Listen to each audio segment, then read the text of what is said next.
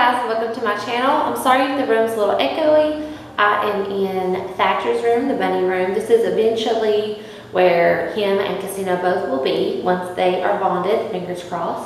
Today I'm going to be talking about the pros and cons of adopt versus shop when it comes to getting a rabbit. So you have these people that are very pro-adoption, and against ever getting a rabbit from a breeder or a pet store, and I kind of fall somewhere in the middle, actually exactly in the middle, because I have one of each. Thatcher, my Holland Lop, he came from a breeder off of Craigslist. Actually, I didn't really realize it was a breeder until I'd already been in the process of getting him, but there's kind of like a backyard breeder, but kind of sort of was but wasn't, because they had papers and all the lineage and stuff. I'm not really sure how certified they were or anything like that. I really wasn't worried about it, but I did specifically want a Holland Lop. So that is the first pro when it comes to going to a breeder. More options for what kind of breed and color you want, if that's something that's important to you. I don't want to say that it was overly important to me, but at the same time it kind of was, because I really did want a log rabbit. So yeah, I don't regret getting him for that reason. And sometimes you can get lucky enough to find the breed that you want at a shelter. There is no rescues near me, so my options for that were a little bit limited. So, I could go to a rescue and see if they had any log rabbits that I really wanted, or that come close to the kind of rabbit that I wanted. Thatcher's making all kinds of noise in his cardboard box. But anyway, he is super cute and exactly what I wanted. Y'all haven't really got to officially meet Thatcher. So this is Thatcher. He does not like being held, so he's probably going to try to jump out of my arms. So I'll just go ahead and put him down. He loves to be pet, but holding is a whole nother story.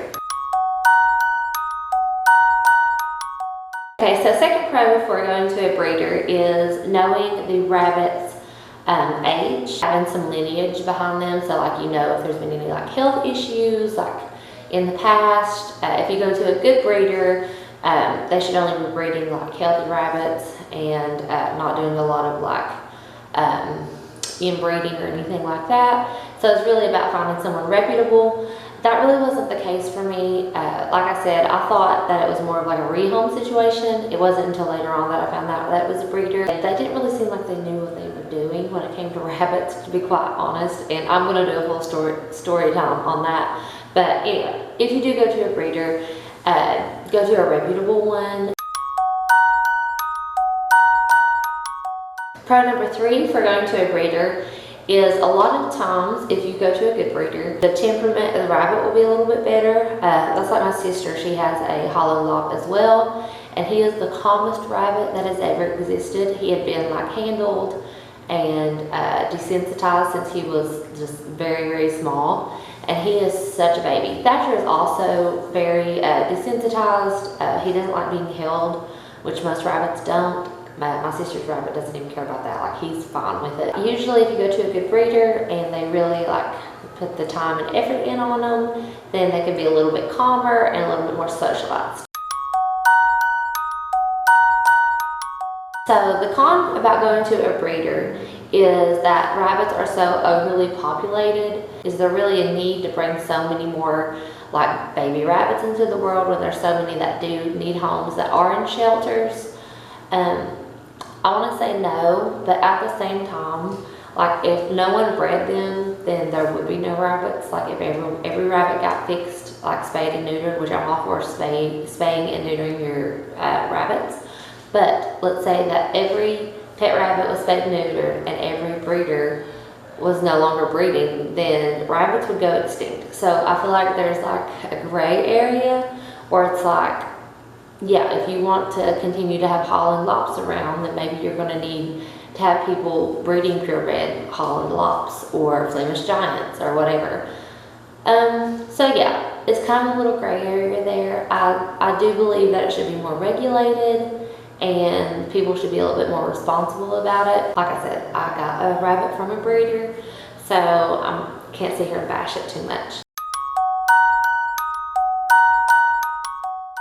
for rescuing or adopting is obviously you are giving a rabbit a second chance, and a rabbit that was already existing and needed a home. I feel like that's such a noble thing to do. I had a rescue rabbit, and it's so rewarding for me to see him come out of his shell and to feel safe and loved, and like he doesn't need to be afraid. I did get very, lucky with Casino, because he's really come out of his shell. He's took the litter box perfectly. He's not like been spraying and marking and like freaking out. Like, he's really been so calm and so good. But with rescue rabbits, that's not always the case, and that's not always going to be the case with a bred rabbit either. Every rabbit's going to be different. But a lot of times with rescued rabbits, you do have more of a risk of them having been through trauma and not being socialized, and maybe having a bad experience with other people or pets, and therefore you're more likely to have a skittish rabbit that might be harder to bond with. Not saying it can't be done, but you know, it's kind of a toss-up with that. You're taking a gamble on it either way. Like with a rabbit, you have to earn their trust regardless. But when you have a rabbit that's been through a little bit more, it does take a little bit more effort, and it may never get to the point that a well-socialized bred rabbit may get to. So really, you just have to be willing to put in that work and be willing to be happy with what you receive back, as long as they are happy and healthy, and you're giving them a second chance. That's really the most rewarding part of it anyway. One con about rescuing is not knowing like prior history for health or how old the rabbit is. I think some vets can like guesstimate how old a rabbit is, but like you don't really know. You don't know what kind of life they've lived or how long they've lived it, what their diet has been prior to being in a rescue, or if you got them the way I did. When I got Casino, he was a surrender to a privately owned pet store that is in my area, so he didn't come through like a technical rabbit rescue. You just don't really know. Like, most likely they probably have really like not great genetics, because they were probably at some point a pet store bunny. Not always. Bunnies from breeders, I'm sure, end up in rescues as well, but I feel like the pet store bunnies are more likely to end up in a rescue. One other pro about getting a rescued bunny, if you get them from an actual bunny rescue, is usually they come neutered or spayed. And sometimes they already come with like a bonded rabbit. So that's really nice. And I think sometimes with breeders you can get bonded pairs as well. So, and they're like litter mates. So the bonding process is a little bit easier. So that's kind of a pro for both of those. In my situation, Casino was literally just like dropped off. He wasn't neutered, anything like that. They didn't have any information on him, so he was a big gamble. But I'm so thankful that I got him. It definitely wasn't like a typical rescue situation where you would go to like an actual bunny rescue and have them adopted out. Going to chain pet store bunnies, there's really not any pros to buying one of those bunnies. They're going to come with probably pretty poor genetics, which a lot of rescue rabbits will as well, as I already said. The moms have been bred over and over and over, baby after baby. Not very good genetics, not very good diet, anything like that. I don't want to like support pet stores like having rabbits like that, but at the same time, those rabbits are also deserving of love and a good home.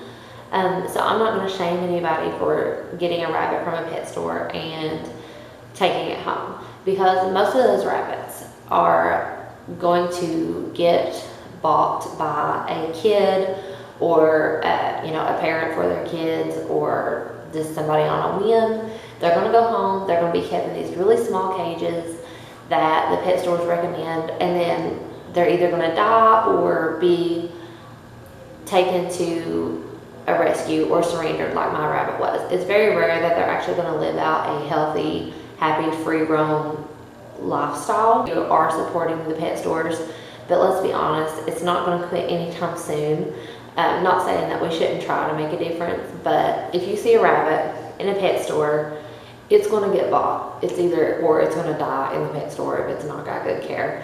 Someone is going to buy it. So if you're there, you see a rabbit that really like tugs at your heartstrings, don't let yourself say no to giving it a good home just because it's in a pet store.